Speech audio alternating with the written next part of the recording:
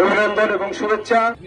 যারা বাংলাদেশের হুমকি দিয়েছে যদি তোমার বাইরে প্রচার করো, সেটি কিন্তু আর বাইরে প্রচার হয় নাই, কিন্তু তাদের গ্রামবাসীদের চাপা ক্ষোভ, চাপা কান্না, তাদেরকে এই চাপা কান্না তাদের বুকে আর চাপিয়ে রাখতে পারে নাই, সাজ্জাদ সাহেব দাবিয়ে রাখতে পারে নাই। এই কান্নায় চলে গেছেন সাংবাদিক ভাইদের কানে। আমি সাংবাদিক ভাইদেরকে ধন্যবাদ জানাই। এই বিষয়টা তারা তুলে নিয়ে আসছে।